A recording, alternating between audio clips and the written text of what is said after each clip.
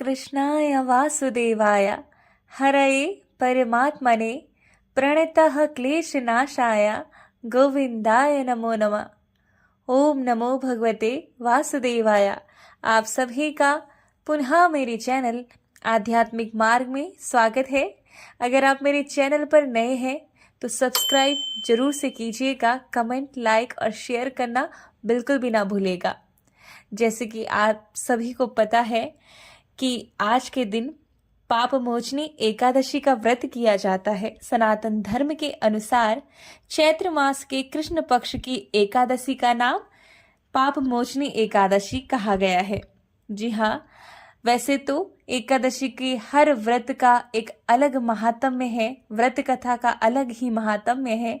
पाप नाश हर एकादशी के व्रत से होता है, लेकिन पाप मोचनी एकादशी का एक अलग महत्व है, जिसमें जो भी प्राणी, जो भी व्यक्ति इस पाप मोचनी एकादशी का व्रत करता है उसके संपूर्ण पाप नष्ट होते हैं और उसको पुण्य की प्राप्ति होती है। जी हाँ, इसी संदर्भ में पाप मोचनी एकादशी की व्रत कथा आरंभ करते हैं, जो कुछ इस प्रकार है।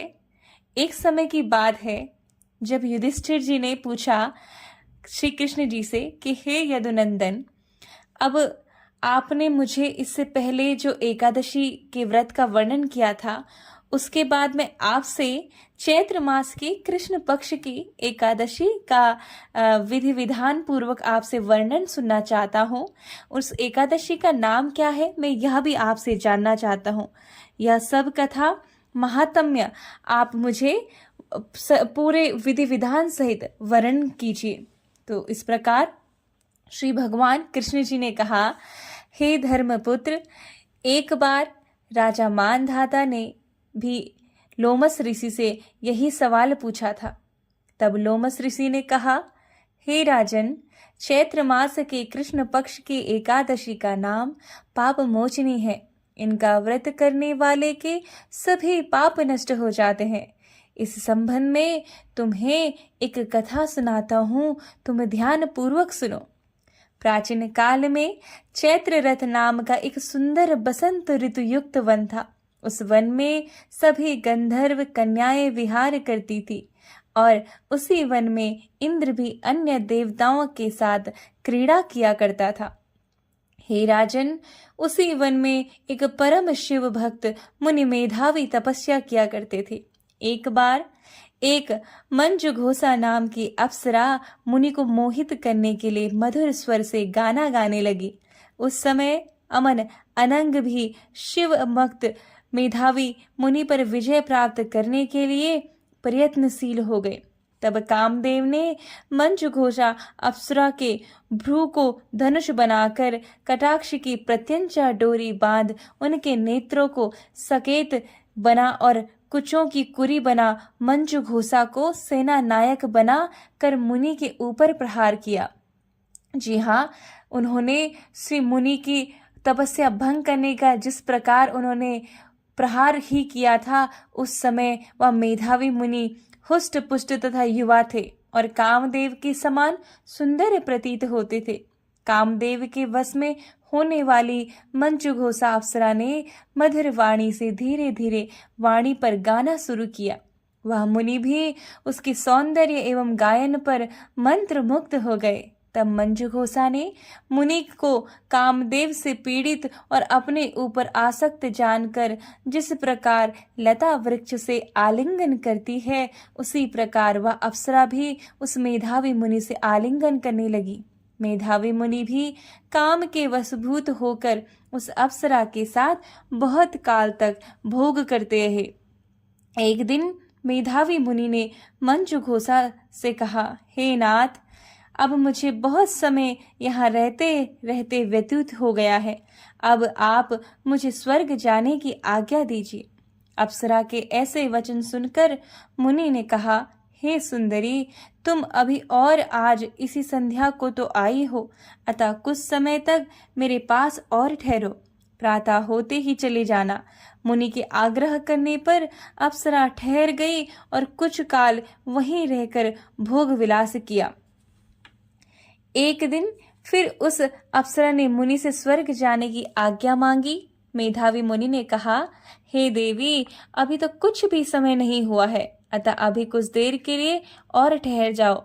अप्सरा ने कहा, हे मुनि, आपकी रात्रि का तो कभी अंत होता नहीं दिखाई देता है।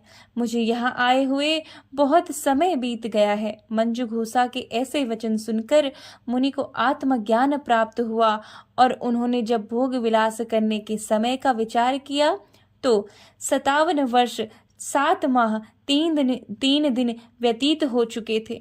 यह सोचकर मुनि उस अप्सरा को काल रूप समझने लगे। तब तो वह अपनी सारी तपस्या नष्ट हुई जानकर इस अप्सरा की ओर क्रोधित हो देखने लगे और उनके होठ कांपने लगे और समस्त इंद्रियां थरथराने लगी। उन्होंने उसी समय उस अप्सरा को श्राप दिया, दुष्ट, तो पिशाचिनी हो जा, तू महापापनी और दुराचारिणी है, तुझे धिक्कार है। मुनि के श्राप से वह अप्सरा पिशाचिनी बन गई।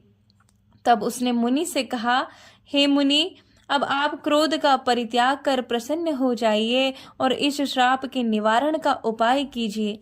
इतनी बात सुनकर मुनि ने शांत भाव से कहा, अरे दुष्ट, तूने मेरा सारा तप नष्ट किया है, परंतु फिर भी मैं तुझे इस शाप से मुक्ति पाने का उपाय बताता हूँ। तू चैत्र मास के कृष्ण पक्ष की पाप मोचनी एकादशी का व्रत कर। इसके करने से तेरी या पिशाचिनी की देह छूट जाएगी और तुमको मुक्ति मिलेगी। तब मुनि ने उसे व्रत का विधि विधान आदि सब बता दिया। तब मेधावी मुनि अपने पूज्य पिता श्री च्यवन ऋषि के पास अपने पापों का प्रायश्चित करने चले गए। च्यवन ऋषि अपने पुत्र को देखकर बोले, पुत्र, तूने यह क्या किया? तेरे समस्त तप का अंत हो गया है।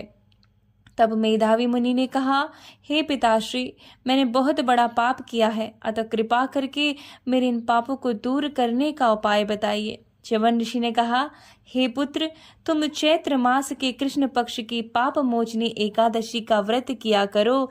इसके करने से तुम्हारे समस्त पाप दूर हो जाएंगे। पिता की आज्ञा से मेधावी मुनि ने विधि पूर्वक उस पाप मोचनी एकादशी का व्रत किया, जिसके प्रभाव से उनके समस्त पाप दूर हो गए। इधर वह अप्सरा भी पाप मोचनी एकादशी का व्रत कर अपने समस्त पापों से मुक्त हो और पिशाचिनी देह छोड़कर सुंदर रूप धारण कर स्वर्ग लोक को गई। लोमश ऋषि बोले, हे मानधाता, इस पाप मोचनी एकादशी के व्रत के प्रभाव से मनुष्य के समस्त पाप दूर हो जाते हैं।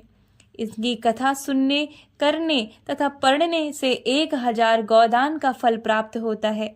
इस दिन एकादशी के व्रत में चिरौंजी का सागर लिया जाता है, अर्थात सभी भक्तों, एकादशी का यह व्रत जो पाप मोचनी एकादशी का व्रत होता है, इसको करने से सभी पापों का अंत होता है।